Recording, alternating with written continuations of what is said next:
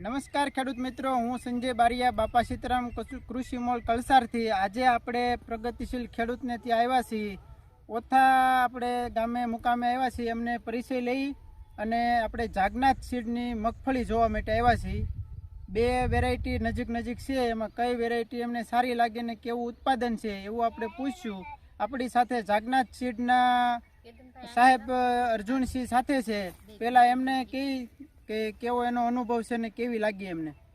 અર્જુનસિંહ. નમસ્તે ખેડૂત મિત્ર, અર્જુનસિંહ સરિયા જાગનાથ વતી સૌ ખેડૂતોનું સ્વાગત કરું છું. મારે સંજયજીભાઈનો 2 દિવસ પહેલા ફોન આવ્યો હતો કે એક ખેડૂતે મને સામેથી કીધું કે તમે અમને જે મગફળી આપી છે મગફળી બહુ સારી છે. તો સંજયભાઈ કે મને કે સાહેબ કે તમે આવો ને આપણે બે ફિલ્ડ જોવા જ આવ્યા. તો હું સંજયભાઈ બે આવ્યા છીએ આપણે ઓથા ગામમાં ફિલ્ડ જોવા. તો આપણે પહેલાં ખેડૂતનો પરિચય લઈએ, પછી જાગનાથની મગફળી વિશે પૂછ્યું. તમારું નામ કહેશો? મારું નામ છે બારિયા ગિરધરભાઈ મગનભાઈ. ગામ છે ઓથા, તાલુકો મોવા, જિલ્લો ભાવનગર. તમારો મોબાઈલ નંબર? 97 23 65 90 96.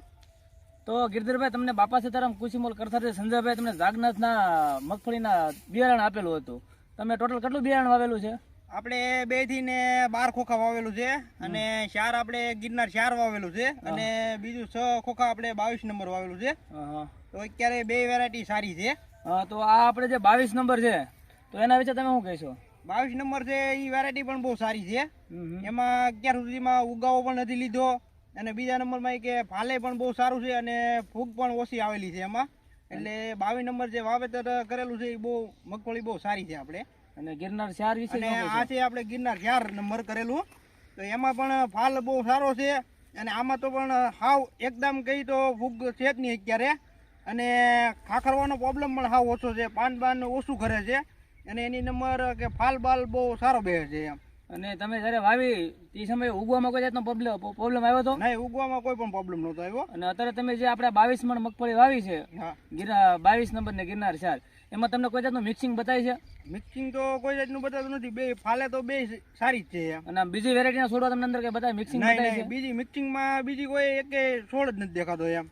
તો પછી તમે બીજા ખેડૂતને શું ભલામણ કરશો? બીજા ખેડૂતને આપણે કહીશું કે આ બે જે છે એનું વાવેતર કરી શકાય એમ, 22 અને ગિરનાર 4 નું. સંજયભાઈ, તમે શું કહીશો જાગનાથ વિશે? ના, આપણે વેરાયટી જોઈ છે ગિરધરભાઈનો પ્લોટ. મને એનો ફોન આવ્યો હતો કે આપણે સિંગ છે બહુ સારી છે, જોવા જઈ. અહીંયા એવા પ્લોટ જોયો છે. બહુ આ વખતે પુષ્કળ પ્રમાણમાં વરસાદ છે. અત્યારે 10 દિવસથી કન્ટિન્યુ ચાલુ હતો તો એ છોડની કન્ડિશન સારી છે, ફાલ સારો છે અને ઉતારે લાગે છે કે 25-30 મણીઓ ઉતારો ગિરધરભાઈ આવી છે. કેમ લાગે? હા, એવું લાગે છે એમ. વેરાયટી કરવા જેવી વેરાયટી ખરી એમ.